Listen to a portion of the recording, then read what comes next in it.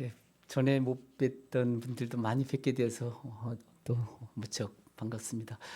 찬양이 참 은혜롭고 감동이 돼서 너무 고맙습니다. 네. 예수님 어린 시절의 세 가지 이야기, 제가 누가복음을 좀 설교를 하려고 그러는데 오늘 2장입니다. 네, 오늘은 누가복음에만 나오는 예수님 어린 시절의 세 이야기를 나누려고 합니다. 누가는 사도 바울의 동역자로서 바울과 함께 3차 전도 여행을 마치고 예루살렘으로 돌아왔어요. 근데 예루살렘에서 바울은 유대인들의 고소를 당해서 이렇게 어려움을 겪다가 가이사랴 감옥에 2년 동안 갇히게 됐어요.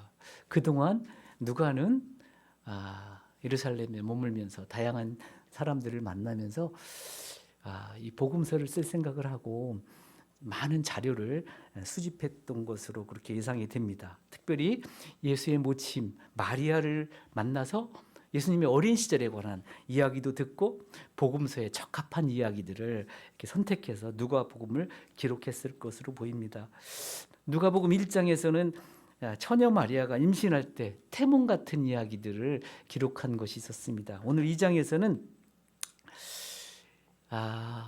예수님이 태어날 때 천사들이 전한 메시지, 그리고 성전에서 그 사가랴와 안나를 통한 증언, 그리고 예수님의 성장 과정에서 보여주신 그 에피소드, 이런 세 가지 이야기를 함께 나누려고 합니다. 로마의 초대 황제가 그 가이사 아우구스토인데 그가 천하로 다 호적을 하라 명령을 내려서 사람들이 각각 호적하러 고향으로 돌아가게 되고, 이 호적 명령과 예루살렘의 예수님의 베들레헴 탄생, 이것이 딱 맞아떨어지는 거예요. 참 이 세상 역사도 하나님의 타이밍에 따라서 움직인다, 그런 생각을 느낌을 좀 받게 됩니다. 사실 한동안 미국이라는 강대국 일국 체제로 세계의 어떤 평화와 번영 그리고 질서가 유지되어 온 것 같은데, 지금은 미국이 엄청 약화가 된 것 같아요. 그래서 국제 질서가 지금 상당히 요동치는 것 같은 그런 느낌이 듭니다. 미국의 국가 부채가 38조 달러라고 합니다.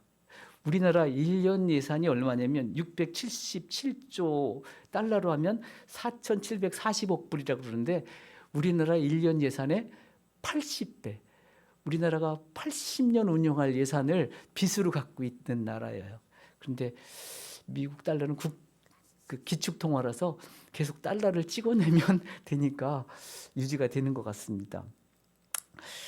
그래서 지금 약해진 미국이 떠오르는 중국을 견제하면서 지금 막 무역 전쟁을 벌이고 있지 않나. 이 세계 질서의 변화도 하나님의 섭리 가운데 이루어진다, 그렇게 믿습니다. 전도서 7장 14절에 보면 하나님께서 형통한 날과 곤고한 날을 병행하게 하셔서 사람이 그의 장래일을 능히 헤아려 알지 못하게 한다 하셨습니다. 사실 세상 역사도 그렇고 우리 개인의 미래도 그렇고 우리가 알 수 없어요. 그래서 지나고 나면 믿는 사람들은 돌이켜보면서 하나님께서 이렇게 역사하셨구나 하는 것들을 깨달을 때가 있어요. 저도 그런 걸 많이 느껴요. 하나님이 날 이렇게 인도해 오셨구나 라는 걸 지나고 나면 알지만 앞일은 잘 몰라요. 오늘 그 세상 구속사를 위한 하나님의 섭리가 진행되어가는 초기의 이야기들을 좀 살펴보려고 합니다. 다윗의 후손인 요셉은 임신 중인 약혼녀 마리아와 함께 갈릴리 나사렛에서 다윗의 고향인 유대 베들레헴으로 호적하러 왔습니다. 이제 마리아가 해산할 날이 되어서 이제 첫 아기를 낳아서 포대기에 싸서 구유에 누웠어요. 말구유에도 누웠단 말이죠. 지극히 높으신 하나님의 아들이 정말 초라하기 그지없는 그런 말구유에, 마구간의 구유에 누워 있단 말이죠. 사람들은 이 아기 예수가 얼마나 중요한 분인지 아무도 알지 못해요. 사실 사람은 겉모양으로 판단하면 안 됩니다. 겉모양으로. 여러분들도 삶의 환경, 처지가 다양할 거라고 생각해요. 그렇지만 여러분 한 사람 한 사람은 정말 소중한 사람들이에요. 예수 그리스도께서 구속하셨고 성령께서 여러분을 빚으셔서 하나님의 정말 개성 있는 걸작품으로 만들어 가시는 그런 소중한 사람들이다. 그런 측면에서 자기 자신에 대해서 기죽지 말고 당당하게 살아갈 필요가 있다고 생각합니다. 이 첫 번째 이야기는 천사가 전한 메시지인데, 천사는 예수님의 사명이 무엇인지에 대해서 아주 그 핵심을 전달해 줍니다. 캄캄한 밤중에 천사가 당시 종교인들에게는 멸시받던 목자들에게 구유에 누인 아기가 어떤 분인지 메시지를 전합니다. 천사가 말합니다. 무서워하지 말라. 보라, 내가 온 백성에게 미칠 큰 기쁨의 좋은 소식을 너희에게 전한다. 오늘 다윗의 동리에 너희를 위하여 구주가 나셨으니 곧 그리스도 주시니라. 너희가 가서 강부에 쌓여 구유에 누워 있는 아기를 부리니 이것이 너에게 표적이니라. 후련히 수많은 천군과 천사가 함께 하나님을 찬송하면서 지극히 높은 곳에서는 하나님께 영광이요, 땅에서는 기뻐하심을 입은 사람들 중에 평화로다. 그래서 이 아기가, 초라하게 구유에 누워 있는 이 아기가 온 백성에게 미칠 큰 기쁨의 좋은 소식이다. 굿뉴스다. 복음이다. 온 백성에게 큰 기쁨이 된다. 이렇게 말씀하십니다. 그리고 이 아기는 우리를 위한 구주, 세이비어, 구세주단 말이죠. 구원자라는 거예요. 그리고 그는 그리스도 주, 구약에서 약속됐던 히브리어로 메시아, 헬라어로 그리스도라는 것이죠. 그리고 주는 하나님을 칭할 때 쓰는 용어인데, 하나님이 사람의 몸으로 입고 오신 분이다. 하나님의 아들이시라는 것을 이렇게 비추고 있습니다. 그리고 그분이 하나님께 영광이고 사람들에게 평화다. 예수는 이 땅에 오셔서 하나님의 구원 사역을 성취해서 하나님께 영광이 되시고, 또 예수 믿는 사람들에게 하나님과 화목한 관계를 통해서 평화를 이루실 그러한 사명을 갖고 오신 그런 분이다. 천사는 아기 예수가 어떤 사역을 하실 분인지 핵심적으로 전해주십니다. 목자들은 빨리 가서 구유에 누인 아기를 찾아서 보고 천사들의 말을 전합니다. 이 예수께서 아마 궁중에 지체 높은 사람들, 그런 가정에 오셨다면 목자들이 감히 가서 확인할 수도 전할 수도 없었을 거예요. 가장 낮은 모습으로 오신 예수님은 정말 그 소식이 가장 낮은 사람들에게 이렇게 전해졌단 말이죠. 당시 식민지배의 암울한 삶 속에 살고 있던 그런 사람들에게 예수님이 큰 기쁨으로 오신 것입니다. 예수의 이름의 뜻이 무엇이죠? 뜻이 구원이고 히브리어로 여호수아와 같은 의미입니다. 여호수아는 하나님이 구원이시다, 그런 뜻인데 예수는 구원으로 오신 분이시죠. 이 아기 예수는 지금 말을 해요? 말도 못해요. 그리고 목자들이 자신의 사명에 대해서 전해줬지만 아기 예수가 알아들었을까요? 아마 못 알아들었을 거예요. 예수님처럼 우리도 이 세상에 우리를 보내신 하나님께서 주신 각자에게 사명이 있어요. 이 땅에 태어난 사람들에게는 지금 나이가 많든지 어리든지 모두에겐 하나님이 이 땅에 태어나서 살게 하시는 사명이 있다는 인식을 가질 필요가 있어요. 그리고 우리 구주 그리스도 예수를 믿음으로 우리는 또한 큰 기쁨을 누리고 또 나에게 주신 그런 삶의 사명이 있음을 믿고 알아가며 살아가는 그런 사람이 되시기를 바랍니다. 두 번째 이야기는 시므온과 안나의 증언입니다. 이 두 사람 참 믿을 만한 사람이에요. 유대 여인들은 아들을 낳으면 한 33일이 지나면 성전에서 정결 예식을 행했다고 그럽니다. 그리고 첫 아들은 여호와께 속한 자로 하나님께 드리는 예식을 행하게 되는데, 그래서 모세의 법대로 정결 예식의 날이 차서 아기를 데리고 예루살렘에 올라갔어요. 그때 거기 성전에 시므온이라고 하는 의롭고 경건해서 성령이 그와 함께 하는 믿을 만한 사람이 있었어요. 그가 어떤 성령의 지시를 받았냐면, 주의 그리스도를 보기 전에는 죽지 아니하리라. 그러면서 이스라엘의 그런 위로, 구속이신 메시아가 오심을 기다리는 그런 사람이었어요. 그가 시므온이 성령의 감동으로 성전에서 마침 아기 예수를 보고 그 아기 예수가 자기가 기다리던 그분이라는 것을 알아봤다는 거예요. 성령의 감동으로. 그래서 시므온은 아기를 안고 하나님을 찬송하면서 성령의 감동으로 깨달은 그런 영적 진리를 시므온이 증거합니다. 내 눈이 주의 구원을 보았사오니 이는 만민 앞에 예비하신 것이요 이방을 비추는 빛이요 주의 백성 이스라엘의 영광입니다. 아기 예수는 만민을 위한 하나님의 구원이다. 그리고 이방인들도 유대인들과 함께 예수를 통해서 주어지는 구원을 받을 것이다. 당시에는 이런 구원은 유대인들 자기들만의 특권이라고 생각했는데 그것을 초월해서 예수는 만민을 위한 분이다. 그리고 유일한 이방인 성경 저자인 누가는 바울과 함께 이방인 선교를 했잖아요. 그리고 누가복음을 특별히 세상 모든 사람들, 특별히 이방인들을 위해서 기록했다고 그렇게 합니다. 그래서 누가복음은 이 복음을 통한 구원의 그런 보편성, 유대인들만이 아니라 세상의 모든 사람들을 위한 보편성을 말한다. 시므온이 부모를 축복하면서 마리아에게 말합니다. 보라, 이는 이스라엘 중에 많은 사람들의 패하고 흥하게 하며 비방을 받는 표적이 되기 위하여 세움을 받았다. 칼이 내 마음을 찌르듯 하리니 이는 여러 사람의 마음의 생각을 드러내려 합니다. 예수께 대한 사람들의 반응에 따라서 예수를 거부하고 패하는 사람들이 있고 믿고 흥하는 사람이 있을 것이다. 그래서 예수를 받아들이고 믿는 사람들은 구원의 새 삶을 살 것이다. 반대하고 핍박하는 사람들은 걸려 넘어질 것이다. 예수님께 대해서 중립지대는 없다는 것입니다. 그리고 예수는 이스라엘에 비극적인 분열을 가져올 것이다. 예수를 믿는 사람과 믿지 않는 사람들의 심한 갈등을 가져오게 됩니다. 예수는 장차 칼에 찔려 죽임을 당하게 되는데 그것을 보는 어머니 마리아의 마음도 칼에 찔리는 듯한 고통을 당할 것이다. 예수에 대한 반응이 많은 사람들의 마음의 생각을 드러낸다는 것이죠. 그래서 시므온은 아기 예수가 이스라엘이 기다리던 메시아이고 하나님의 위대한 선물인 구원이 모든 인류 만민에게 확대될 것을 예언합니다.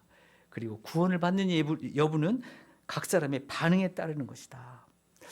성전에 또 안나라는 여선지자가 있었는데 그는 결혼하고 7회 만에 과부가 되었어요. 그리고 84세가 되도록 성전에서 주야로 기도하며 금식하며 그렇게 지냈던 사람인데 그도 아기 예수를 보고 그의 정체를 알아보고 증언을 합니다. 그분이 바로 아기 예수가 모든 사람이 기다리던 메시아라는 것.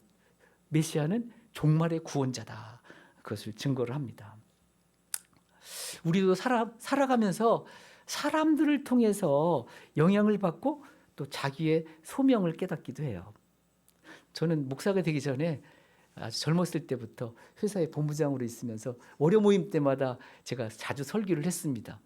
설교를 하는데 그렇게 우리 직원들 중에 제 설교를 참 좋아하고 은혜를 받았다고 이렇게 말하는 사람들이 있는 게 격려가 많이 됐어요. 그리고 또 제가 중국 선교사 수련회에서 몇 번 특강을 할 기회가 있었는데 그때 그 성전대 대표가 형제는 참 말씀을 가르치는 은사가 있는 것 같다. 그런 얘기를 듣는 것이 이게 나의 부르심인가 보다. 그런 느낌을 받고 그렇게 하려고 하고 또 그렇게 준비를 해오고 그렇게 해서 이제 목사가 되는 계기가 되지 않았나 생각도 듭니다. 그러니까 이렇게 사람들의 증언 이것이 또한 우리에게 영향을 미칩니다. 신민수 목사님이 저를 굉장히 이렇게 존중을 해주세요. 제가 참 격려가 됩니다. 전 이렇게 대단한 사람이 아니라고 생각하는데 그 대단하게 인정해 주니까 뭔가 쓸모가 있나 보다 그렇게 생각하는 거죠. 사람을 격려해 주는 건 참 좋은 은사인 것 같아요. 호구조사를 위해서 떠났던 긴 여행을 마치고 이제 살던 동네 나사렛으로 돌아왔습니다. 세 번째 이야기는 이제 예수님의 성장 이야기입니다.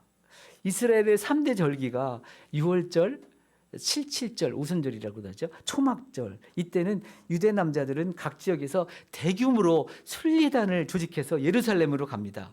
예수님이 12살 때 부모와 함께 유월절 절기를 지키러 예루살렘에 갔던 이야기가 소개가 되는데, 절기를 마치고 예수의 부모들은 순례단과 함께 이제 고향으로 돌아가려고 하는데, 하루 정도 지나서 예수가 거기 있으려니 했는데 없는 거예요. 찾아도 없어서 예수를 찾으면서 예루살렘까지 다시 돌아갔죠. 사흘 후에 성전에 예수를 만납니다. 만났더니 예수님은 사람들 중에 앉으셔서 그들에게 듣기도 하시며 또 묻기도 하시고 이렇게 대화를 하고 계신 거예요. 이 성전 뜰은 유대 전역에서 배움의 장소로 아주 유명하다고 합니다. 특별히 유월절이 되면 유대 각 지역의 위대한 랍비들이 이곳에 와서 위대한 진리를 가르치고 토론하고 그러기 위해서 자발적으로 모였다고 합니다. 그래서 유대인들은 옛날부터 이 토론 문화가 대단합니다. 저는 이 창세기가 왜 율법인가 생각을 했는데, 유대 랍비들은 이게 율법이라는 게 지금 이 시대를 위해서 또한 쓰여진 말씀이다라고 생각하고 이 시대의 진리, 교훈을 거기서 찾아내더라고요. 그 토론을 통해서 그 말씀의 깊은 이해를 하는 것 같아요. 예수님은 평소에 지역마다 회당이 있거든요. 유대인 10명만 모이면 회당을 하나 만든다고 그러잖아요. 그 회당에서 성경을 공부했을 거라고 그렇게 이해가 됩니다. 평소에. 그렇지만 이 성전에서 탁월한 랍비들을 통해서 하나님 말씀을 토론한다는 것은 이건 특별한 기회인 것이죠. 그래서 예수님은 율법 선생들을 통해서 열심히 듣고 배우고 질문을 하고 그럴 때 그 듣는 자들이 그 예수님의 그 지혜와 대답을 보면서 아주 놀랍게 여겼다. 선생들은 예수님의 그런 탁월한 이해력과 날카로운 질문에 대해서 놀라움을 표시했다는 것이죠. 예수의 어머니는 아이야 어찌하여 우리에게 이렇게 하였느냐, 보라 내 아버지와 내가 근심하여 너를 찾았노라. 이 서운한 마음으로 아마 책망조로 말했던 것 같습니다. 예수님께서 이르시되 어찌하여 나를 찾으셨나이까, 내가 내 아버지 집에 있어야 될 줄을 알지 못하셨나이까. 이 말은 최초로 기록된 예수님 자신의 말씀이고 예수님 자신에 대한 기록이에요. 유대에서는 12살이 되면 어린아이가 성년으로 넘어가는 그런 시기라고 합니다.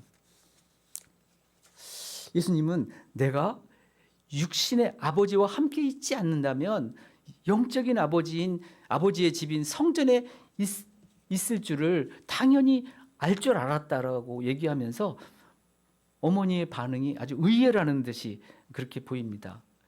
예수님은 12살에 이미 육신의 부모와 영적 부모의 구분을 하셨던 것 같습니다. 내가 내 아버지 집에 있어야 된다. 하나님이 나의 아버지시고 내가 아버지 계신 곳에 나도 있다. 내 아버지께서 하시는 일에 나도 언제나 함께 참여할 것이다. 하나님의 구원 사역이 곧 자신의 사명임을 인식해 가기 시작한 것이라고 여겨집니다. 예수님은 하나님의 구원 사역을 위해서 세상에 오셨고 그것을 성취하실 것입니다. 12살의 나이에 이미 세상에 오신 그 사명과 역할을 인식하기 시작하신 것이죠. 그리고 누가복음 2장은 이렇게 마칩니다. 예수께서 함께 내려가사 나사렛에 이르러 순종하여 받으시더라. 예수는 지혜와 키가 자라가며 하나님과 사람에게 더욱 사랑스러워 가시더라.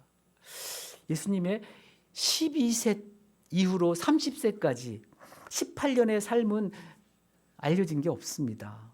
다만 가정에서 부모에게 순종하면서 아버지의 목수의 일을 도우셨을 것이다 생각하고, 또한 안식일마다 지역 회당에서 시간 될 때마다 성경을 배우고 또 묵상하면서 하나님을 알아가는 시간을 가지셨을 것이다. 예수님도 보통 사람들처럼 어린 시절을 보내셨을 거라고 생각합니다. 예수님은 신체적으로, 정신적으로, 또 사회적으로, 영적으로 균형 있게 온전한 성숙을 이루어 가십니다. 성장을 이루어 가십니다. 예수님께 여러 형제 자매들이 있었어요. 근데 사람마다 다 특성이 있는 것이죠. 부모는 하나님께서 자녀에게 주신 각자의 그런 개성과 특수성을 고려해서 각자에게 알맞는 길을 찾아주고 알맞는 교육을 하는 것이 필요하다고 생각합니다. 그리고 그가 이제 독립적으로 살아가도록, 저도 이렇게 아들이 7명이 있는데 그 아들들이 각자 자기의 삶을 살아가도록 하려고 해요. 제가 지나치게 간섭하지 않는 게 제 원칙입니다. 가능하면 스스로 자기 할 일을 찾아가도록 필요한 도움은 주지만 자기 주도적으로 살아가게 하려고 그렇게 합니다.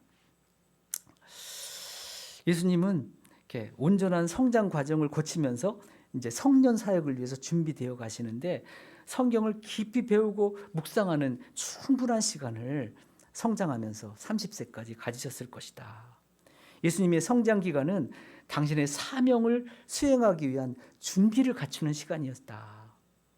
그러니까 예수님이 가만히 있는데 아무것도 안 했는데 하늘에서 성경의 지혜가 머릿속에 막 박혔다고 생각하시면 안 됩니다. 그런 사람은 없습니다. 예수님은 아기 때부터 말도 하고 지혜가 탁월했다, 그렇게 생각하시면 안 됩니다. 예수님도 우리처럼 성장하신 거예요. 예수님은 우리의 모범이에요. 모델이시기도 하고. 예수님께서 성년 사역을 하실 때, 30세 이후에 사역하실 때 인용하셨던 성경 말씀들, 그것은 그가 30세까지 공부하신 내용들이에요. 사람이 할 일을 하나님이 대신해 주지 않으십니다. 사람에게 맡겨진 역할은 사람이 수행해야 되는 것입니다. 우리도 살아가면서 차츰 자기 사명에 대한 인식이 생기고 또 그것을 위해서 준비해 가는 것이죠. 저는 성경을 통해서 또 사람들의 어떤 말, 증언을 통해서 그리고 준비하고 묵상하고 그러면서 현재의 삶을 살아가고 있습니다. 오늘 예수님의 그러한 어린 시절 성장 과정에서 뽑아낸 3가지 이야기를 나눴습니다.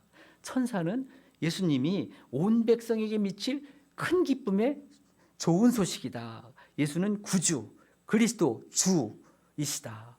하나님께 영광이 되고 사람들에게 평화가 되는 그런 분이다라는 예수님의 정체성의 핵심을 얘기를 해줍니다.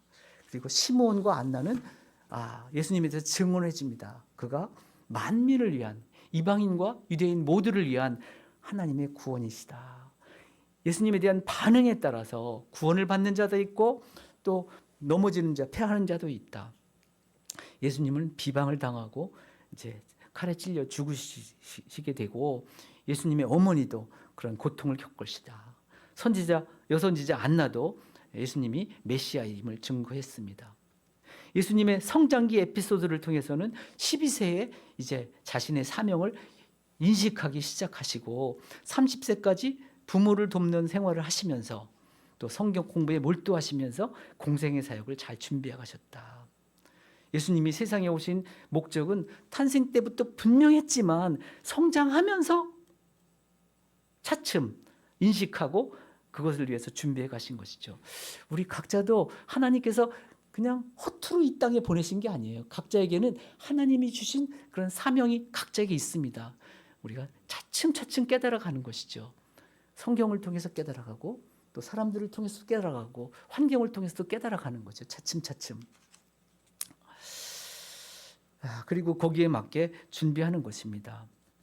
그래서 우리는 첫째는 우리가 이 땅에서 하나님이 보내신 우리의 구원자이신 예수님을 믿는 것이 우리의 첫째 사명이고, 또 우리를 예수를 위해서 우리가 어떤 삶을 살 것인지 그것을 아는 것이, 그것을 깨닫고 알고 준비하고 실천하는 것이 우리의 사명이라 생각을 합니다. 근데 살아보니까 사명이 고정된 게 아니에요. 성장하면서 이런 일을 하면서 역할을 하기도 하고 저런 일을 하면서 역할을 하기도 하고 다양한 역할을 하는데 어떻게 보면 그게 다 어떤 연결성이 있어 보이더라고요. 저의 삶을 통해서 보면은 하나도 버릴 것이 없는 것 같아요. 그래서 우리의 사명은 고정된 게 아니고 발전하기도 하고 변하기도 한다. 저는 봉사하는 삶이 제 삶의 목적이라고 그렇게 깨닫고 그런 삶을 살려고 다양한 삶을 살지만 그런 기본적인 개념을 갖고 살려고 하고 있습니다. 지금은 제게 늦게 주신 7 아들을 잘 키우는 것, 그리고 제가 징검다리라는 단체를 만들어서 보육원 아이들을 좀 돕고 있는데 그 아이들을 잘 돕고 그런 일이 이제 좀 확대되어 갈 수 있도록 돕는 거, 그리고 저에게 말씀을 가르치는 은사를 어떤 그런 기회를 부르심을 주셨다고 믿고 있기 때문에 부를 때마다 어디서든지 설교를 통해서 이렇게 또 주의 말씀을 증거하는 것, 그리고 또 예외적으로 또 이렇게 주시는 역할들이 있으면 잘 수행하려고 그렇게 노력을 합니다. 그래서 하나님이 하시는 일이 있고 사람이 하는 일이 있습니다. 태초에 하나님이 천지를 창조하시고 그리고 사람을 하나님의 형상대로 만드시고 땅의 일은 사람들에게 맡겼어요. 땅의 일은 너희가 생육하고 번성하고 다스리고 정복하고 사람들에게 맡기셨단 말이죠. 사람들이 해야 되는 일이에요. 이 땅에서 일을. 그래서 하나님의 주권만 믿고 하나님이 알아서 하실 거야 하고 이게 뭐라 그러죠? 뒷짐지고 있으면 안 되는 거예요. 게으른 것은 죄 짓는 거예요. 우리는 내가 하나님 위해서 뭘 할까 늘 생각하고 찾으면서 묵상하면서 그걸 찾아서 그때그때 주시는 일 열심히 해야 되는 것이죠. 오늘 나왔던 목자들은 천사가 전해준 그 메시지를 빨리 가서 그 메시지를 전하는 일을 했어요. 자기만 알고 있는 게 아니라 자기가 알고 있는 일을 전했다고요. 가만히 있지 않고. 또 시므온과 안나도 또 자기가 부르심을 받은 그 부르심을 자기가 깨닫게 됐을 때 그것을 사람들에게 증거했다고요. 핵심적으로. 물론 다른 일도 많이 했겠지만 또 아기 예수는 가만히 있는데 성경 지식이 세워지고 다 된 게 아니라 그는 성장하면서 하나님 말씀을 배우고 또 깨닫고 또 랍비들과 토론하면서 또 더 많이 배우고 30세까지 잘 준비되어서 그의 부르심, 하나님의 부르심이 세상의 구원을 위한 메시아다라는 것을 그분이 인식하시고 그 해야 할 일을 준비하고 실천했단 말이죠. 우리도 각자에게 주신 사명이 있어요. 그걸 인식하고 또 해야 할 일을 잘 감당하시는 그런 분들이 되시기를 주님으로 축복합니다. 우리가 우리에게 주신 사명을 잘 감당하면 하나님께서 또한 우리를 도우십니다. 우리가 해야 될 일을 우리가 할 때 하나님이 도우시는 거죠. 우리가 해야 될 일이 내가 한계에 부딪혔을 땐 하나님이 더 많이 하시기도 하세요. 내가 능력이 전혀 없을 땐 더 많이 하시기도 하시고 이건 강약이 있는 것 같아요. 네. 저도 살아보니까 그래요. 어떤 아주 큰 일은 하나님께서 이렇게 굵직굵직하게 인도하신 일이 있고 또 그 안에서 내가 또 충실하게 하는 일이 있고 그렇더라고요. 그래서 우리 각자 하나님께 주신 사명을 잘 인식하고 또 그것을 잘 준비하고 하나님의 도우심을 받으면서 이 땅을 잘 보람있게 잘 사시는 여러분들이 되시기를 주님의 이름으로 축복합니다.